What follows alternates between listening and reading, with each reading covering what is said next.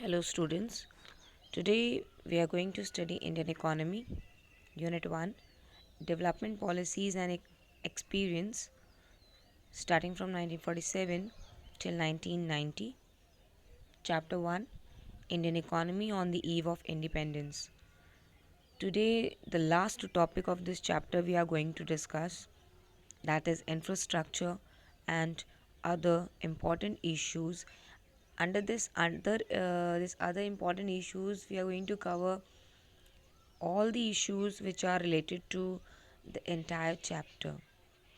Okay, so let's get started. Firstly, let's see what infrastructure is. If the word infrastructure is being asked to you, so it simply means as it relates to the basic physical and organizational structure or the facilities like building, power supply, transport, which is needed for the operation of society or enterprises. So let's see what actually infrastructure mean over here on the eve of independence.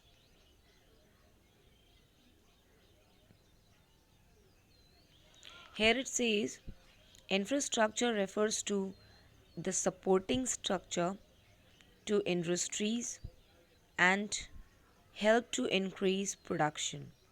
So basically infrastructure actually refers to all those supporting structures like as I already said, buildings, power supply, transport, right, which is very important for any industries and help them to increase their production.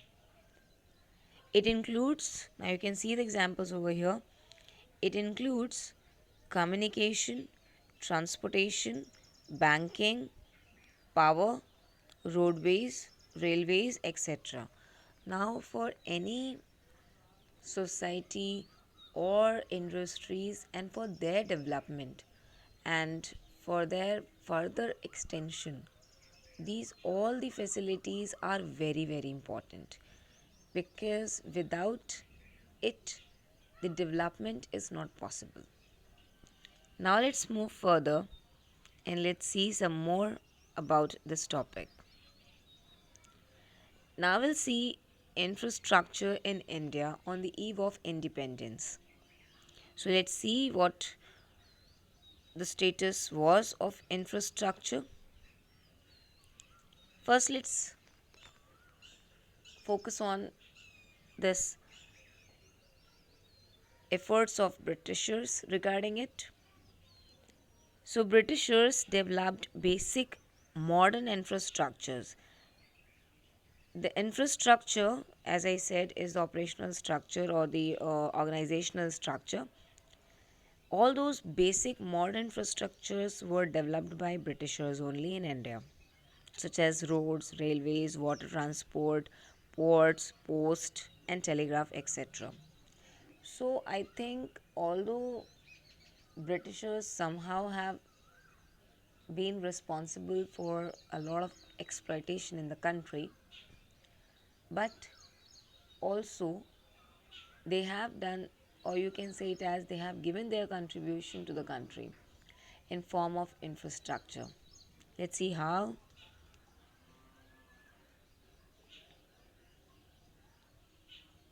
Now the first area where they contributed to, or I can say infrastructure on the eve of independence in India, first thing is railways. Here it is written an important contribution of British. Definitely railways was the important contribution of Britishers. So we cannot say only the negative impact was there of the Britishers. There was even some positive contributions given by Britishers. Let's see. The British introduced railways in India in 1850. Means in 1850 only the British introduced railways in the country India. and it is considered as one of the most important contribution, and this is considered as the most important contribution of British. Second point is railways affected the Indian economy in two ways. Now, this development or introduction of railways in India has affected the Indian economy also, and that has affected in Indian economy in two ways. First,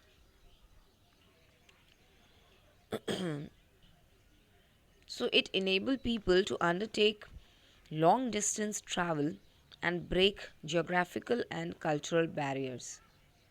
So, as far as that earlier, it was very difficult for the people to travel from one place to another. This we already know as far as the British India is being concerned. And there was no source of transportation at that time. And it becomes very difficult for them to transport the good also from one place to another, like import and export of the goods. Under British rule, there was only one source through which they were transporting the goods and services before railways was the Suez Canal, which we have already seen, which was used as a highway between Britain and India for exporting goods and services. And now, after the introduction of railways, it became very easy for transporting goods from one place to another. And it has somehow that barriers related to the geographical condition or the geographical and cultural barriers that have been removed. Next is it fostered commercialization of Indian agriculture and helps to expand the volume of India's export, but its benefit rarely occurred to the Indian people. Yes, definitely the another benefit which was contributed in by the Britishers was the commercialization. They have given more efforts or the promotion to commercialization of Indian agriculture. Means they were making it possible for the Indian agricultural sector to transport or to export and import their goods, right? So in somehow the commercialization, the possibility of it to be fluctuated in the economy or circulated in the economy became possible by the commercialization, and it also helped in expanding the volume of what, volume of Indian export.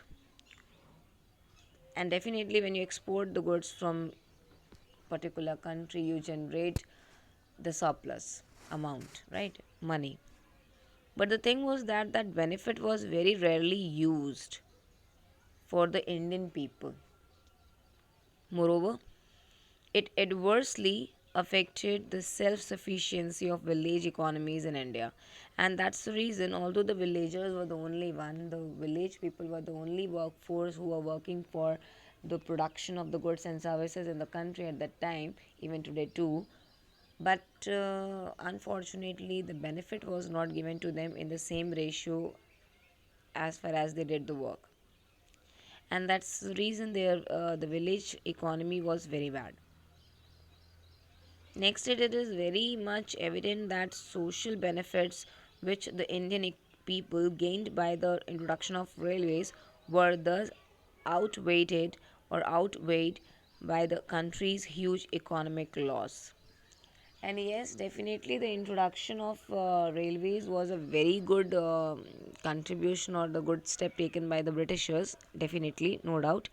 But the evidence says that even the benefits which were generated by this were not used for the Indian people, or it was making Indian economy, although they were getting a lot of, you can say it as gaining money from that, but still the country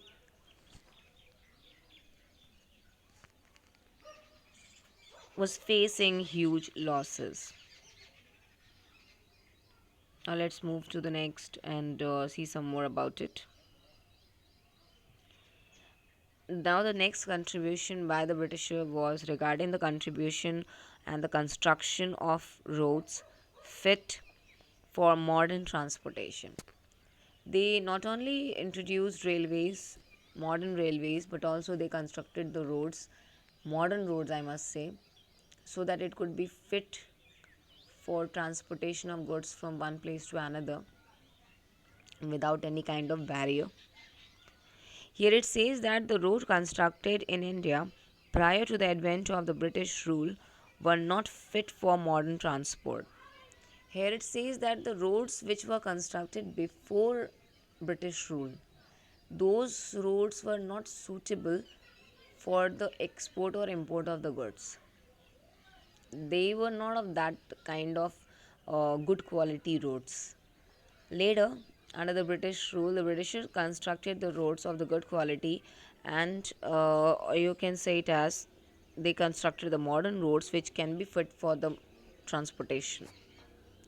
The roads that were built primarily served the purposes of mobilizing the army within India and drawing out raw material from the countryside to the nearest railway station or the port to send these to England or other lucrative foreign destinations. So, after the development of the road or the construction of the roads, these roads were primarily used, means mainly they were used for serving the purpose of mobilizing army. Now, this army doesn't mean that Indian army. Army means the group of the people. It was basically used for mobilizing. Mobilizing means you can say it as moving from one place to another. So transporting people from one place to another within the country India, and also to take out the raw material from any of the countryside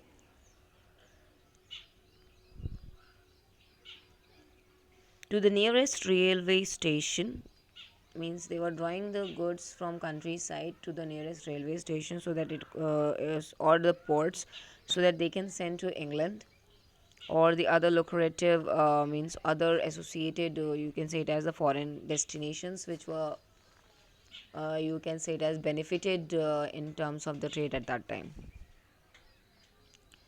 Now let's move on to the next slide. Now here we are discussing about the Indian waterways or Indian inland waterways, sea lanes and ports. So not only Britishers gave their contribution regarding the roads and the railways, but also they have constructed and gave the modern touch to inland waterways, sea lanes, and ports too. Let's see how. Britishers also took measures to develop the inland waterways and sea lanes. So they took the steps, they initiated towards developing the areas that is inland waterways and sea lanes. However, the inland waterways proved uneconomical.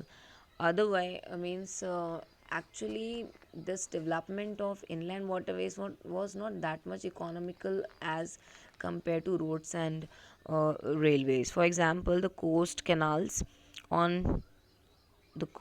canals on the Orissa coast was built at a huge cost of government exchequer.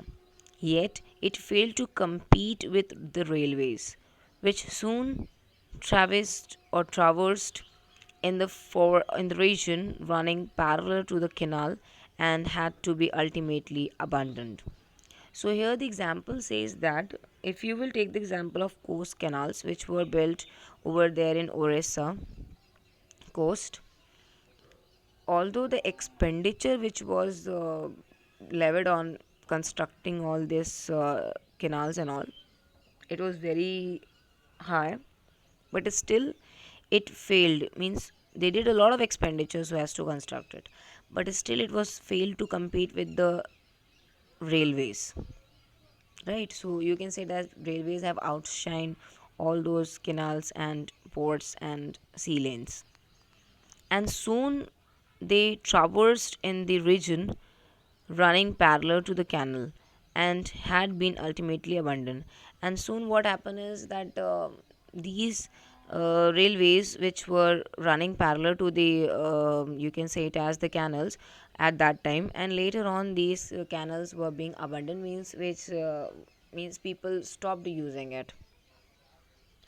Ports were developed with the main motive of drawing out raw material to their home country, England, and other lucrative foreign destinations. Why? And even you might have noticed that means before the construction of these ports, sea lanes, and inland waterways, in the British India, mainly the goods were transferred from railways or roadside. But later, yes, definitely in the beginning, these ports, water lanes were not that much popular among people. But later on, it became popularized, and people started even using more these ports for the transportation of goods and services as compared to railways and roads. Even the third one says that the ports were developed with main motive. They were the main motive of these means construction of these port was so that they can draw out the in heavy number. They can take out the raw material to their home country, that is like England or other destinations, foreign countries where they were transferring the goods and earning the benefits. Now let's move on to the next slide. Let's see what was the contribution towards the area of postal services and electric telegraphs. So, postal services, one of the most important contribution by the British government in the introduction of postal services, it served a useful public purpose, but it was inadequate. Yes, definitely the contribution in the area of postal service is commendable as far as British government is concerned. They took a lot of efforts for the development of the country, knowingly, unknowingly, that you can say. But these this was very useful. Definitely, it was very useful public service. But still, it was inadequate. Means it was not that much. You can call it as that much valuable or that much efficient that they can draw out all the kind of barriers. Next is electric telegraph. The British government also introduced expensive electric telegraph. I repeat, expensive. They were doing a lot of expenditure for railways, for introduction of the roads, for ports, for postal services, and now for electric telegraph. They spend a lot of money for its construction or introduction. However, the main purpose of this was to serve the purpose of maintaining law and order. And why these electric telegraphs were being maintained? So that the law and order will be maintained in the country. And that was the main purpose of introducing expensive electric telegraph in the country. So I hope you have understood the contribution which was made by the Britishers in the country in terms of railways, roads, port, inland waterways, right? And even postal services, electric telegraph. These all were the contribution, positive contribution made by Britishers. Although some of them were very popular, some of them were not that much popular, some of them were very adequate, some of them were not that much adequate. But still, these are the contribution which was done by them, and they introduced it in India. Now we'll see the real motive behind infrastructure. What was the main motive that they started focusing on infrastructure of the country? So let's see the motive. The real motive behind the development of infrastructure was not to provide amenities to Indians but to satisfy its own colonial interest. So, why they were doing it? Their basic purpose, their main motive behind the infrastructure development was so that whatever the income they are going to generate, whatever the raw material they are going to get, right, they will use it for their own satisfaction, for their own personal interest. Whatever the revenue they are going to generate, they are going to use it for their own personal interest instead of giving it to the Indians.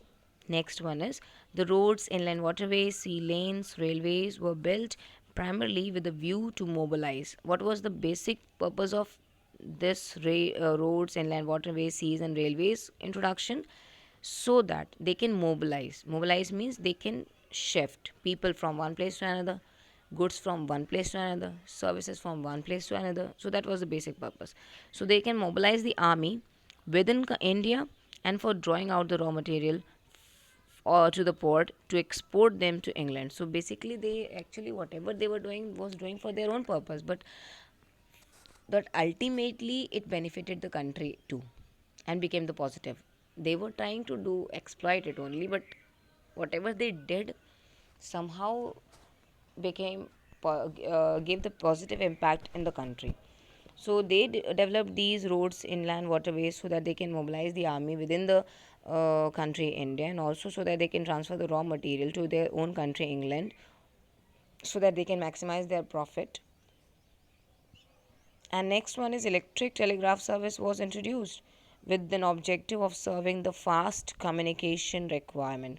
So as far as electric telegraph is concerned, the basic motive of developing that was just that they can have the fast communication between themselves, and like for military, for maintaining law and order, like wherever they are in a danger, they can call the military immediately. If they need in the country for any kind of the development, they can go for the law and order.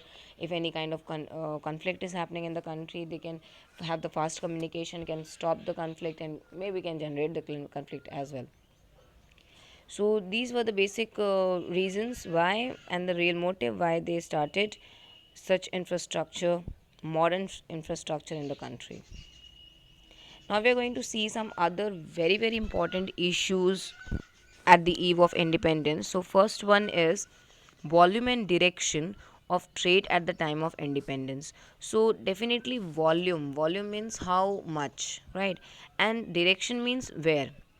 So let's see what was the volume of the means how much it was transported and where. So here it says that the British government restrictive policies on foreign trade. So definitely it will deal with foreign trade only.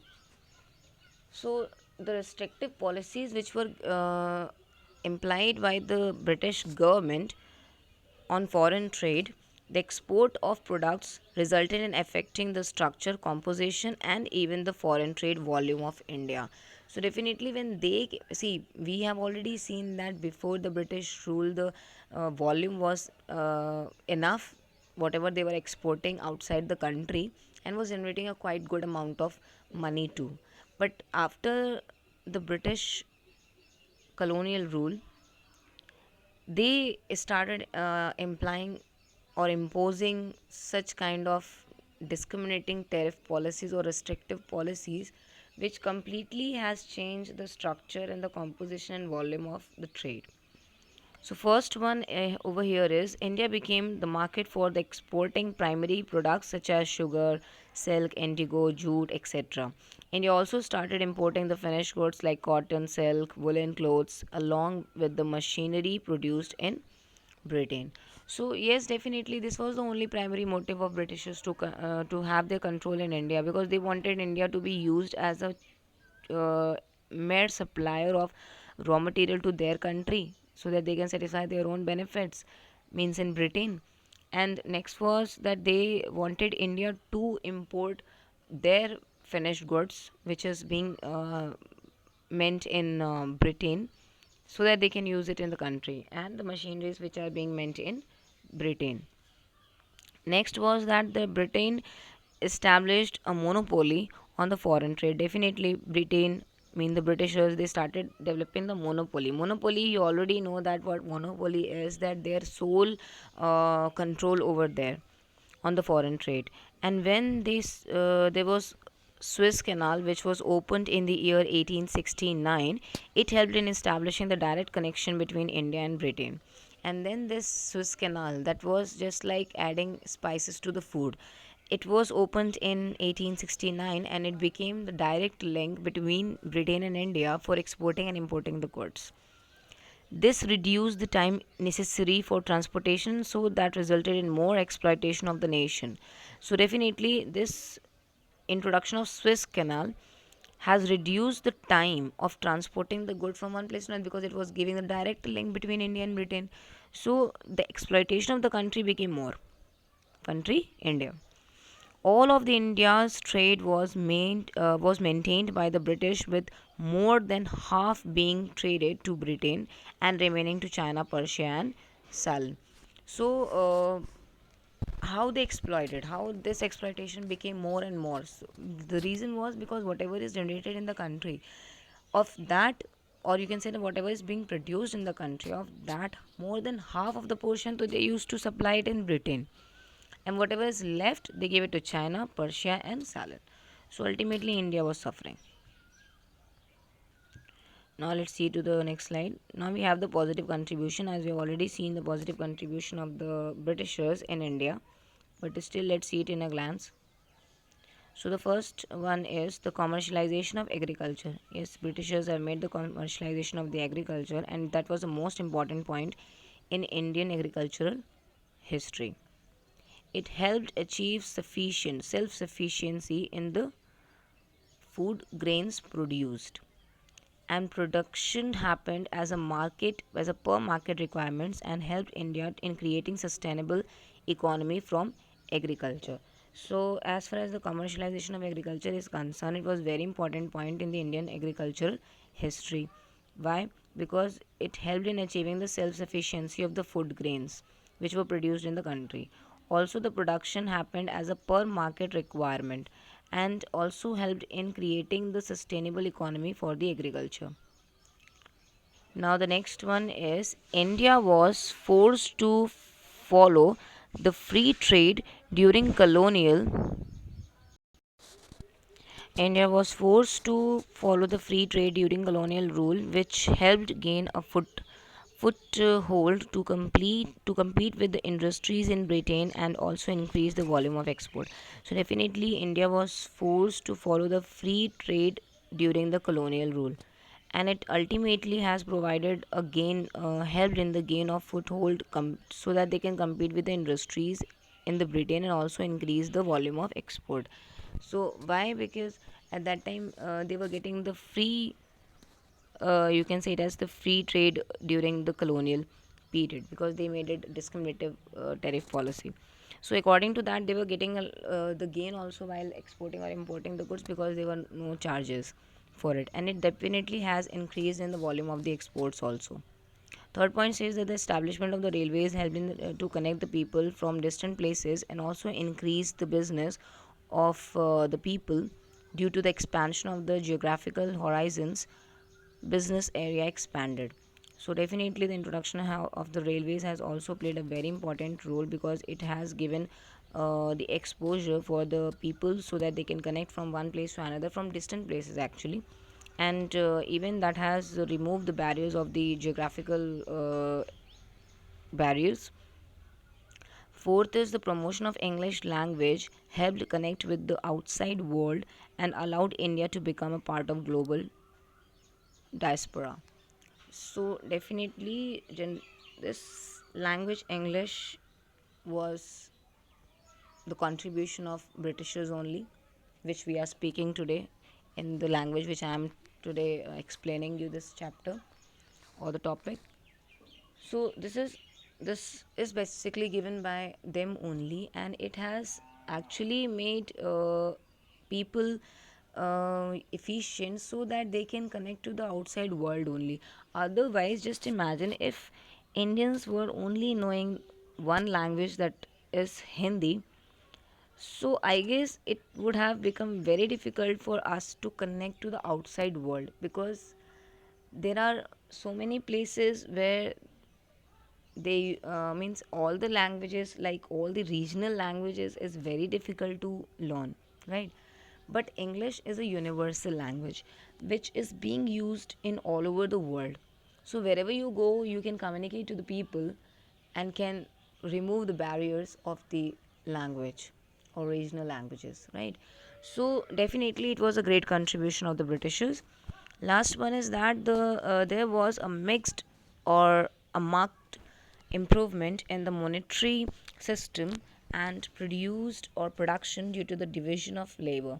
So definitely they have also made a good contribution regarding the monetary system of the country also, because they have divided the labors according to the efficiency and according to the work. So somehow they have made it easy for the people to categorize the labor in terms of their efficiency and skills. So I hope this is clear. What were the positive contribution? Even you can add some more positive contributions, which you have noticed throughout the chapter, right? Okay.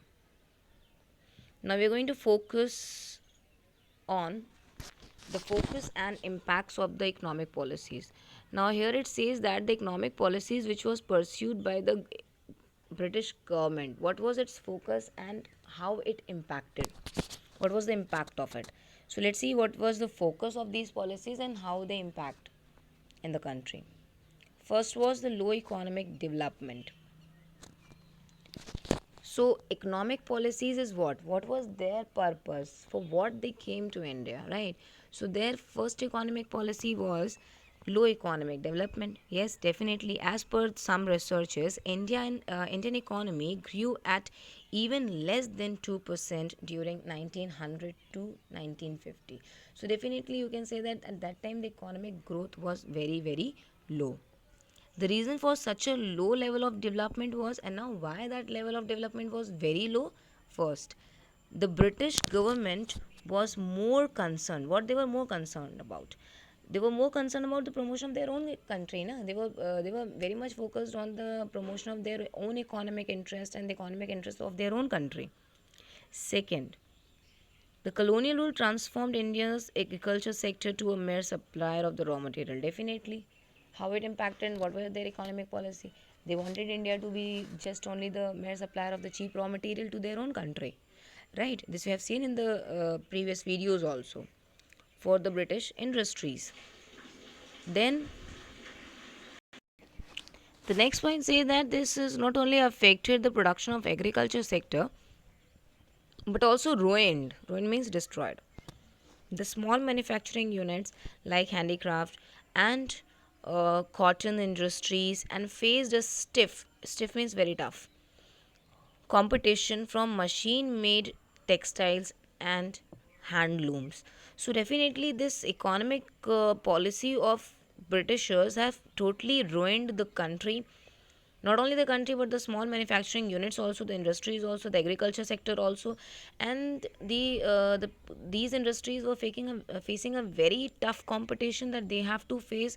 They were actually facing the competition from the machine made products like machine made textiles and the handlooms they were doing the competition with, and which was very tough for them. So ultimately this was a great exploitation by the Britishers. Now let's see what was the another economic policy. Definitely backwardness of Indian agriculture. Yes, this rule has made Indian agriculture very backward. Let's see the reason. Under the colonial rule, India was basically an agrarian economy employing nearly 85% of its population. So under the colonial rule, the Indian agriculture was, or the Indian economy was agrarian economy, means they were basically you can say it as relied on only agriculture, and almost 85% of the population was dependent on agriculture. Nevertheless, the growth of the agricultural sector was meager, and definitely the growth of agriculture sector was not that much, you can say it as good, was less. This was due to the prevalence of various system of land settlement. And why the growth was not good? The reason was prevalence of such kind of systems like zamindari systems. And in this zamindari system, we have already studied that they used to charge high revenues, right? These high revenues being charged by the Britishers on zamindars, and this revenue they collect from the peasants. Peasants means the landless laborers. Second, they never took any step for the improvement of the productivity. Definitely, they have not put any kind of the effort in order to improve the production of the country. So there was no effort made by them for the improvement of the production. So that was the basic structure over here. Now, in order to feed British industries with cheap raw material, the Indian peasants were forced to grow cash crops such as indigo, cotton, etc., instead of food crops such as rice and wheat. And definitely, we have also seen in the previous slides about and previous videos also about that how Britishers were forcing Indians so that to only produce cash crops instead of food crops, and that's the reason there were food crisis in the country and suffered the famine means the scarcity of food, and that resulted in poverty.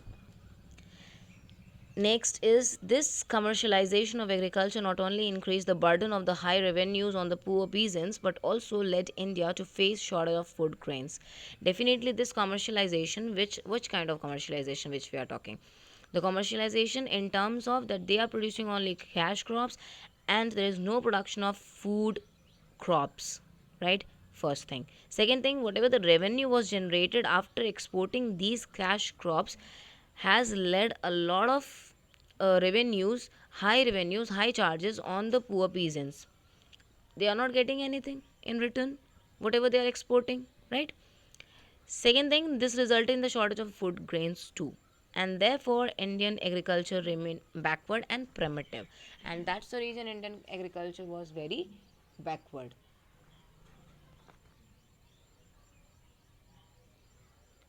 Now, next we have is deindustrialization of Indian economy. Now, see, one thing I would like to tell over here is whatever the economic policies we are seeing over here, this is not at all new. We have already discussed in agriculture sector, industrial sector, also in foreign trade. We have talked about all these things. It is just only the other issues which we need to cover so that we should not leave any loophole regarding any of the topic, right? Okay, so deindustrialization of Indian economy, this topic we are very well known to. So let's see what this deindustrialization of Indian economy. The status of industrial sector during the British rule can be well defined with systematic deindustrialization. Definitely we have seen this point in the previous videos also. Systematic deindustrialization means how step by step they started exploiting the industrial sector. Now, first, the cause of deindustrialization can be attributed to the downfall of Indian handicraft industries and cause the bleak growth of modern industry was the lack of investment. So, definitely, if we are talking about systematic deindustrialization, so we have already known with this fact that under this systematic deindustrialization, the Indian products were, you can say it as, not promoted in the country as compared to, you can say it as, the product which were being exported to the other country. So handicraft means handmade products were not at all being given promotion, and that's the reason the growth of the modern industry was lack of investment, and that's the reason modern industries were not growing. It was very slow growth. The reason was there was no investment to be invest on it. Second thing is, on the other hand, the British government imposed heavy tariffs. Definitely they were importing the heavy tariffs on the export of Indian handicrafts. Yes, we know that they were discriminating tariff policy and we were doing the free trade, but the free trade was only for exporting the cheap product from the country to the British country, and importing the finished goods from their country was free. But if you are exporting your handmade products to the other country, it was with high tariff rates. You have to pay a high tax rate on it if you are importing your country's handmade product. So, whereas allowed the free trade, the Indian raw material to Britain and free import of the finished goods from the Britain country. So, these were the only things which were free. But the Indian handicrafts were imported with the high taxes. Next point, as a result of the heavy tariffs, the Indian export became costlier and its demand in the international market fell drastically. That led to the collapse of Indian handicraft industries. Definitely a very, very important and very, very natural fact. Now, see one thing, if there is a heavy tariff means heavy taxes. You are paying when you import your country's good means your handmade products. We as country India before British rule were efficient in handicrafts, and it was very popular at that time, and we were exporting it also and generating a lot of amount of money. But after the colonial rule, they started, you can say it as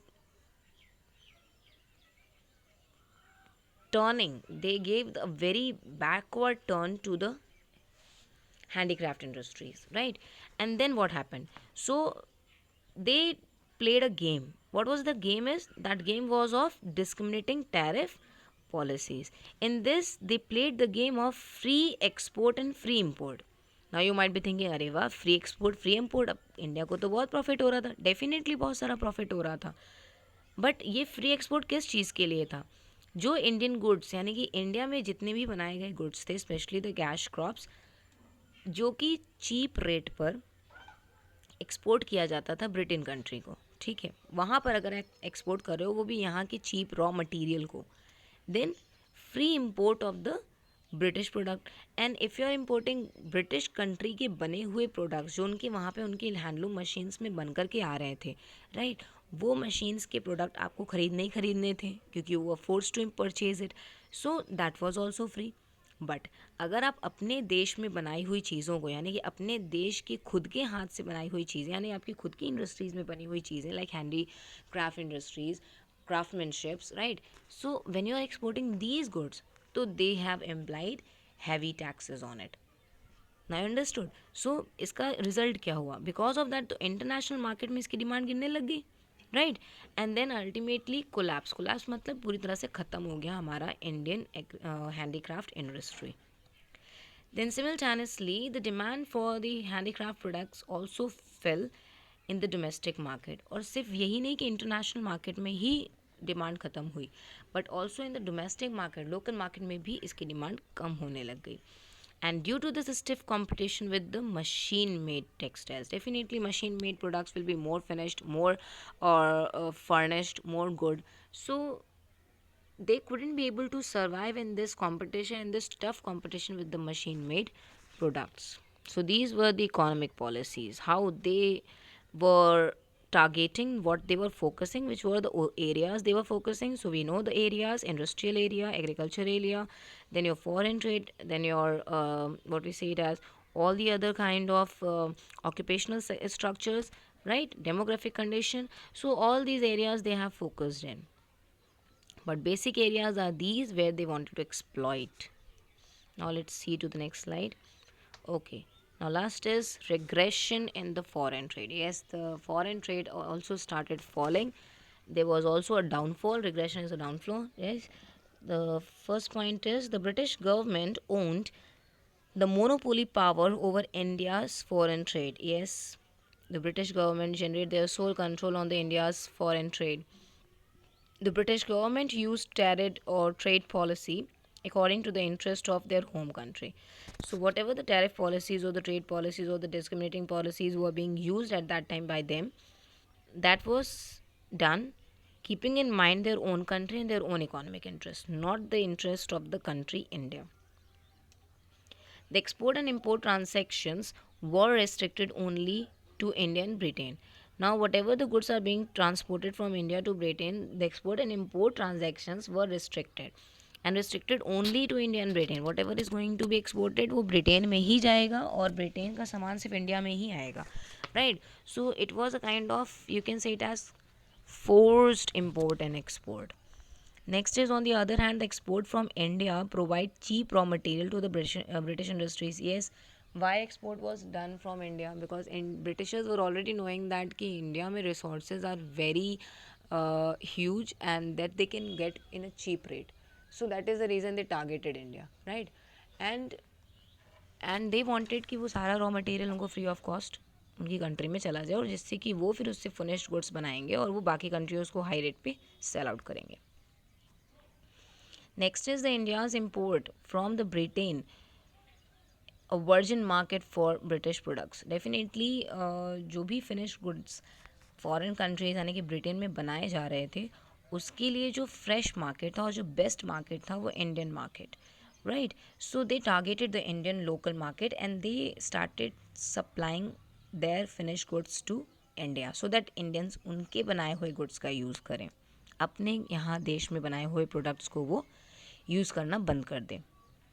Then last is the surplus generated. Now, whatever is the amount as a surplus, as a profit, whatever it was being generated at that time from the foreign trade, was not at all invested in the Indian economy. वो बिल्कुल भी Indian economy की development के लिए invest नहीं किया जाता था.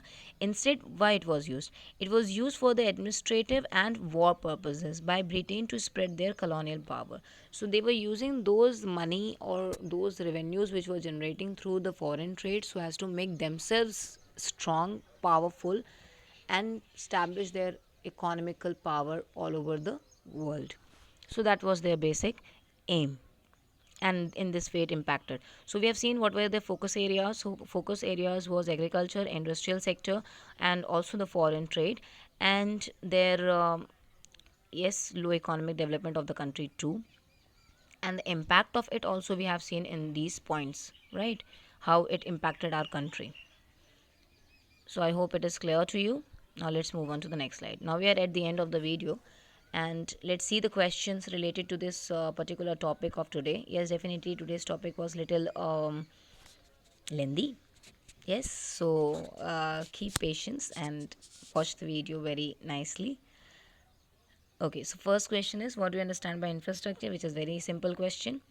What was the status of the infrastructure in India? Second question. Third question is, what was the real motive behind infrastructure? Yes, this question also we have seen in the video. Fourth question is, indicate the volume and direction of trade at the time of independence. Yes, we have seen volume and trade of the foreign trade at the time of independence. We have also seen about the positive contributions made by the British in India. Yes, we have seen it, and we have seen there were so many positive contributions given by the Britishers to India. Then last question is, what was the focus of economic policies pursued by the uh, colonial government in India? So you have to write the question, means this answer of this question. It is asked that what was the focus of economic, means which areas they were focusing, and what was their main purpose of focusing over there. This we have seen already. And what were the impact of these policies and how these policies impacted, that also you have to write. So all the points are being covered in this video, and you can write down the answers very easily. There's nothing which you, I guess, you will feel doubt of, but still you have any doubt, you can comment in the comment box, right? Okay, so thank you so much for watching this video.